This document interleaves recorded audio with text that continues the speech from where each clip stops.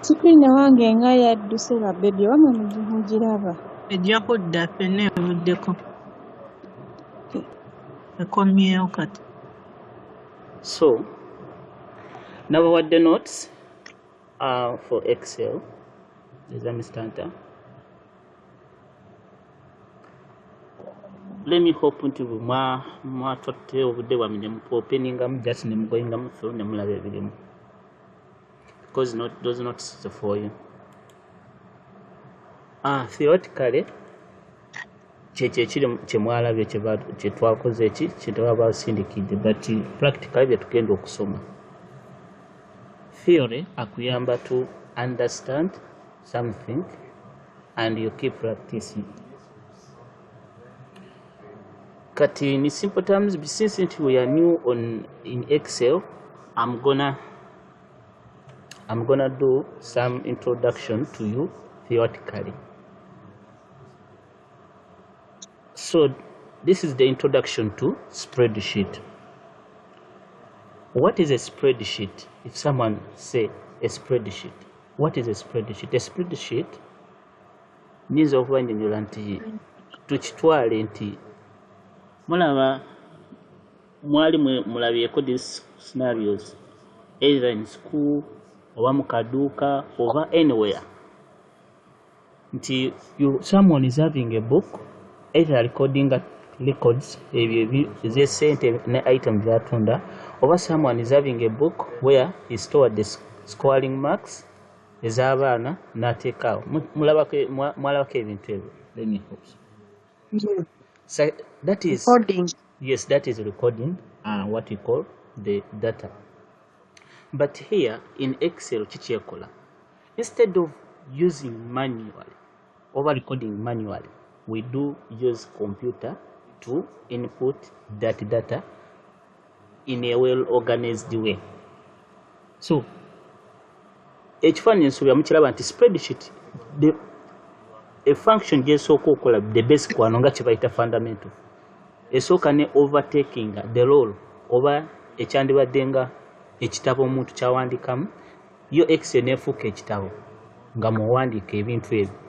It depends oyagala kuwandikamu ki, olina project ki, and depends oyagala kukola ki. Kati yo ekitabo kiba osobola kikwata n'otambula nakyo n'ogenda nakyo somewhere, kiba ne limitation, kiyinza okuba kirina empapula nga ntono, kina limitation nga namwe bimanyi.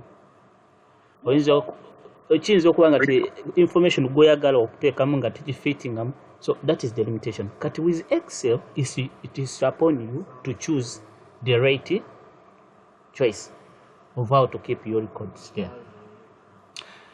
Kyenyiza obagamba nti Excel ng'ogyeko ekyo keeping a record nga wenkyogedde wentu, waliwo ne major function eyesigaliza Excel.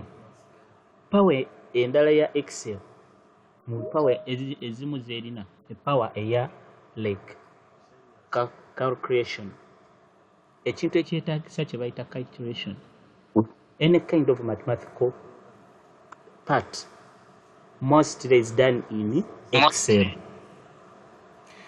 Let me hope nti mumanyi nti mu business oba okola amagoba oyagala tegeera nti mwezi guno nakola ameka, nakola amagoba oba nakola loss, ebyo byonna byetaaga to perform some calculation there. So to do that, Excel is better. Mwasomako word, they told you to do what you call a chart.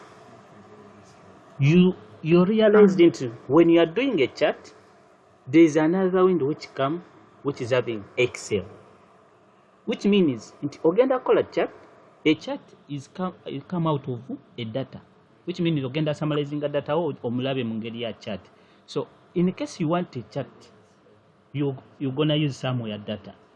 Kati Excel yokka yerina power eyokuleetera chart with data nekuleetera with data. That's why nwoba mu word ojja kwetaaga Excel simply because Excel yokka yerina power eyokukola calculations. So kati twakalaba function bbiri nti we can do our information and we put in instead of putting in a book, we use a computer to do or to call out that function. Another thing, another function, we can do all calculations using Excel, and we solve our problems in no time.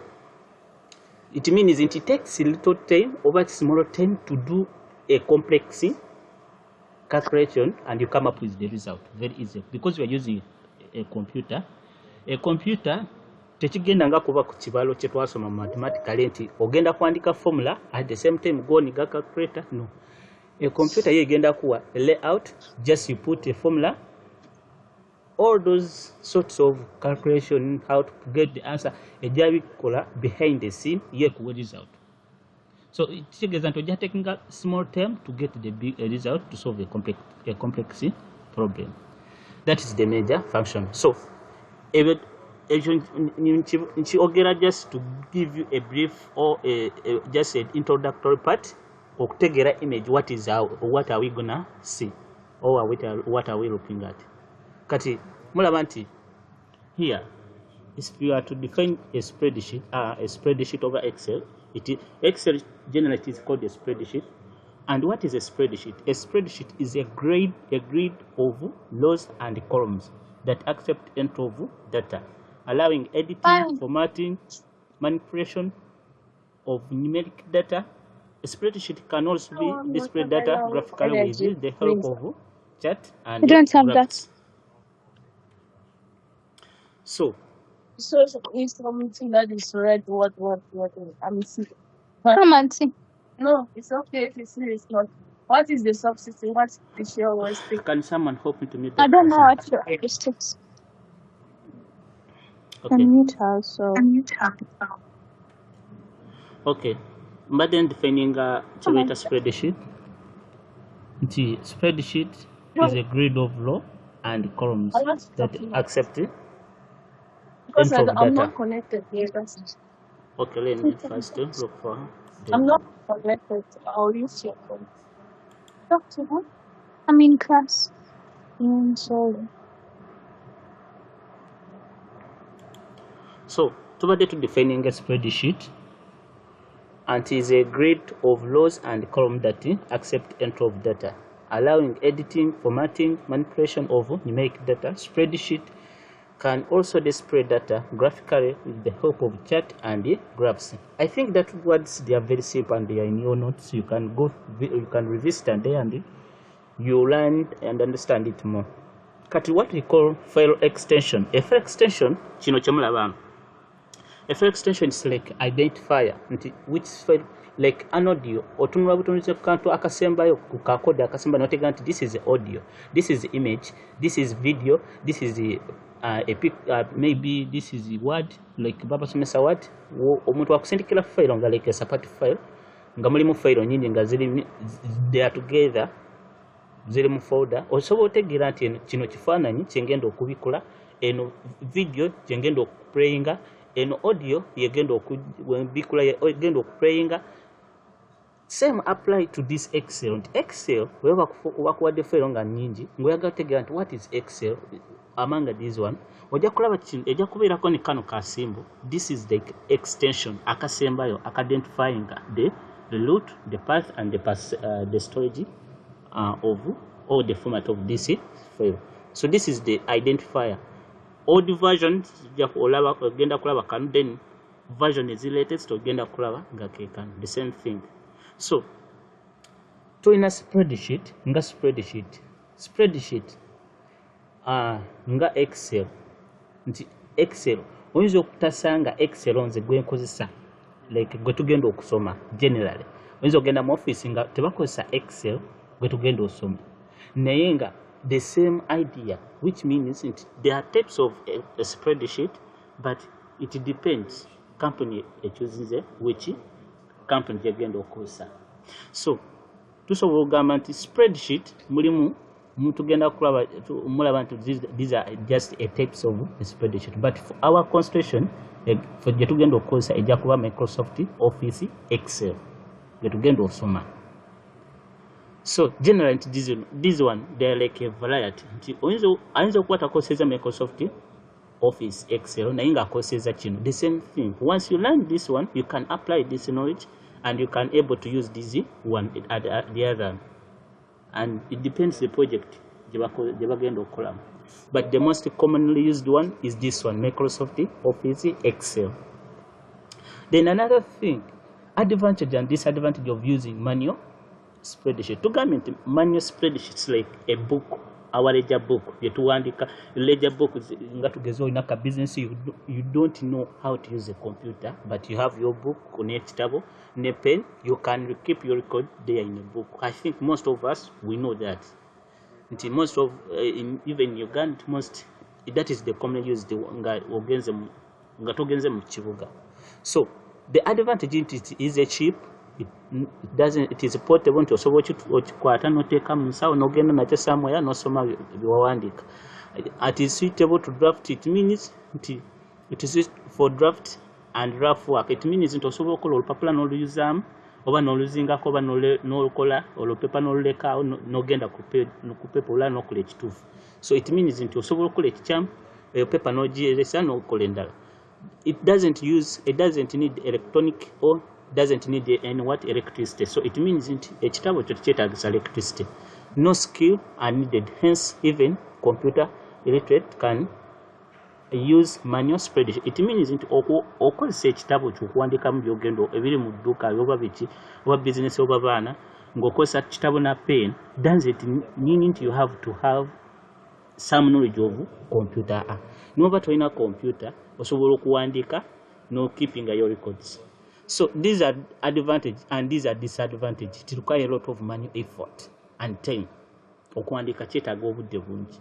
And many errors are bound to be made. It means that you are likely to make errors. Another, rubbing out the correct error to make the work untied. It means that ogenda kola mistake atembo yagalo gitereza, then that will be untied work. And do not have pre-existing table as opposed to ojakola nti wetunagenda mu Excel, you have a variety, or you don't have any limitation of to use other tools. Ekitali mu bitabo nti oba oyagala okola graph, it means ojaji kuba manual ogitekemu, but you will not able to adjust it. You remember you are dealing with a business, nti omwezi guno ojakola loss, omwezi guli okole magoba. So over my Excel, you can just the number will adjust automatically. No about the change can occur and you can view it automatically. But with the book, it means you're gonna go to another page and you draw another graph again, representing for the same thing. That is again wasting the time and even the paper. In actual sense, and in the long run, it's a bit expensive because you have to buy books maybe each month. You have to, so it means in the longer term, chijakuba expensive. In the short term, chijakuba cheap because katabo na paid. But in the longer term, chijakuba chiri very expensive. So they have a small in size. They are limited. They do not. They are not durable.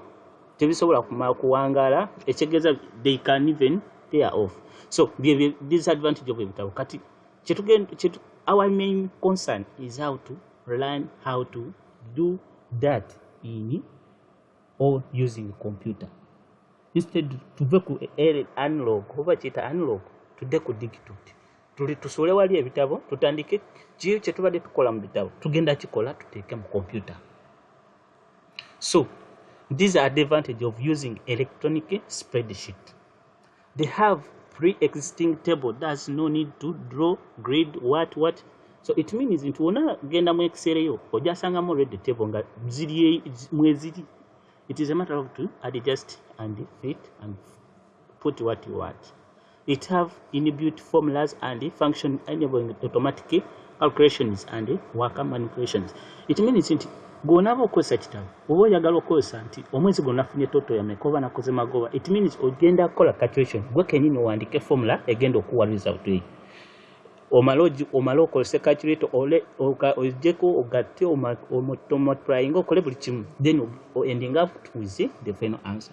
But with Excel, since it is electronic, ebyo tubyetaagisa already ina formula ni function mweziri gowandika wandisi kyoyagala ye kuwe answer ebyo togenda okulaba.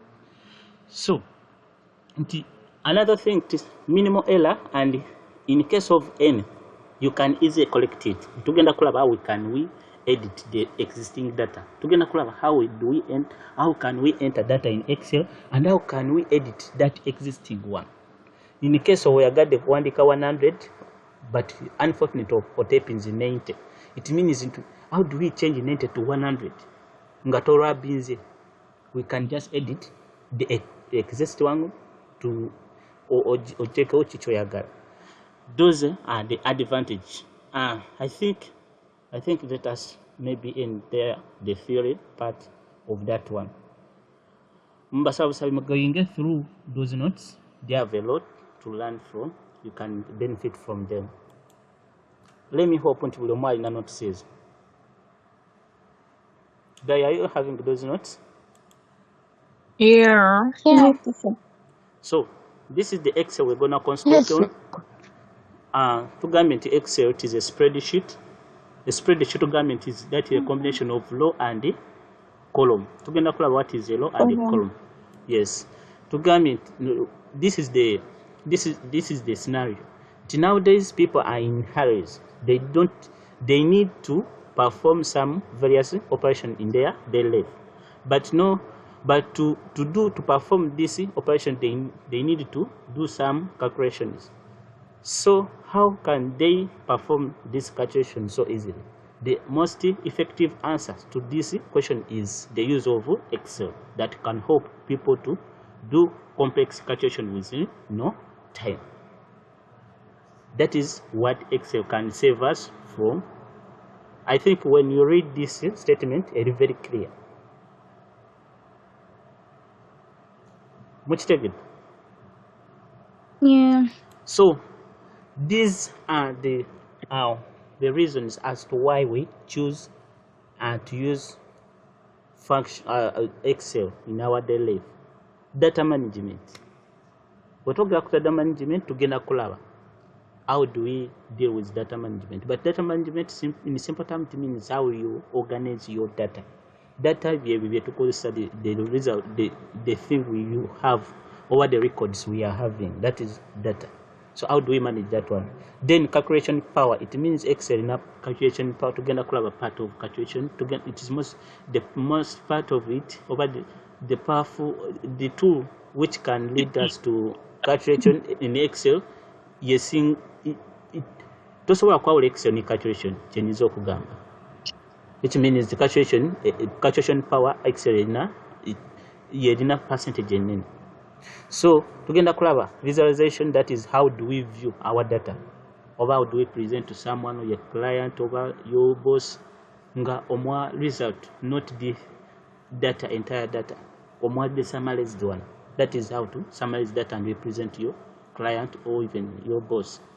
So those are the reasons as to why we choose what we call Excel.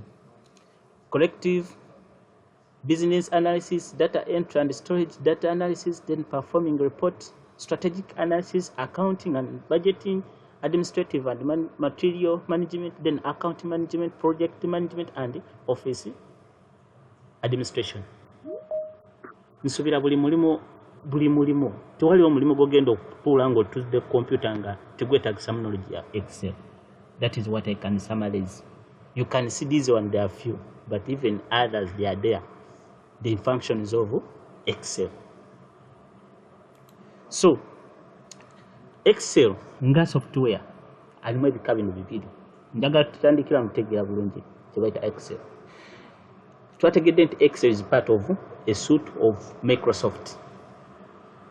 Nti bajja kuwa suite nti Microsoft naye ng'erimu Word, Excel and maybe other softwares. But nga software ya Excel era alinamu kyebayita olinamu categories. Waliwo kyebayita standalone version. Standalone version it means nti osobola ogikozesa nga tolina internet. Waliwo kyebayita version nga teri standalone version ng'osobola ogikozesa either olina internet oba tolina internet. Kati waliwo kyebayita Excel gwe bayita 365 oyo abawa subscription. Every month you have to pay to the company of Microsoft ekuleetera software. You have to pay every month. That one is being used by big project. Advantage ebeerawo nti it is a subscription service. You receive notification for update, can be installed up to 5 devices, can be accessed online. But what are this advantage of? Maybe the difference between standalone version and this one. Standalone version,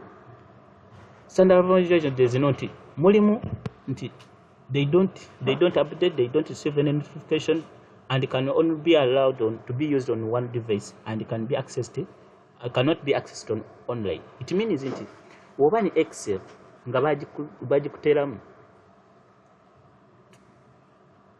ogenda kubeera nayo forever nga tekola an update nti kiwalina kyekyo kyekigenda buli wobiikula egenda kubeera wetu nga talina any change, talina kyeyongeddemu. Yet every day they introduce other tools to simplify or to modify the existing one. So those introduced one tools ze ba introducing mu Excel zijja mweno 365. Tezigenda kujja mu standalone version. Tugenda kwawula bulungi standalone version nga tutuuse ku Excel. Njababuulira how do you identify that one otegeere. Kati mu standalone version era mulimu categories.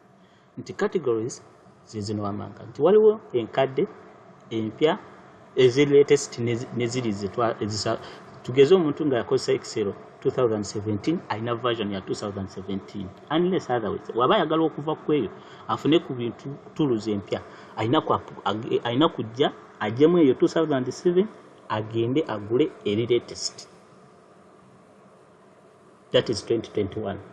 Tugenda kulaba how do we check otegeere kiki gwe kyolina. So that is the difference. Kati waliwo other softwares like to those wano nga tebalina standalone version nga tebasobola kusubscribinga, musobola okuvisitinga like Google. Nogenda ku Google Sheet, you can use Google Sheet, you can get the same function like Excel. Waliwo kibaita Smart Sheet, then waliwo Office, LibreOffice. This one also a big project. So this one tugenda birabanga tuguddewo Excel, So let us go through to going practically. I think with theoretically you are okay. Excuse me, teacher, are we coming back? Because the dakika zinatera okugwayo. Okay, let us come back, then we go on practical. Yes, we are coming back. Tugambye those one abatabadde nti we're gonna do like this. Etemute butegenda choka. We're gonna use 30 minutes to wait for others to come. Tugenda kikola tutya nti like today we have started something. Yesterday if we come nga waiting for others to come, to going through bye twasomye ne twaba nti we master what we've covered. Abo abaana babasobodde okukeera. As we wait others to come and we begin, we take on for maybe that day's what lesson. Kansula kiri very clear, which means nti wemba nteseewo nti ssaawa 3:45 lesson tekutandika ssaawa 3:45. Lesson egenda tandikanga ssaawa 4:3. So make sure until by that time to be prepared. I know we cannot make a timetable which can fit each and everyone because of different situation we need to go in the through. So that is it. Abagambye nti maybe we can do some maybe nti ebizimu zitandika ku nono kati from Friday up to Sunday zigenda tandikanga ssaawa 5. It's okay. Ssaawa 5 lessons zigenda otandika discussion, then to go through the what maybe you mutategedde ssaawa 5. Oba kiri clear? Yes. From Friday up to Sunday? Yes, ssaawa 5. Okay. How many minutes are we remaining? 4. Ssaawa 5 Dubai time.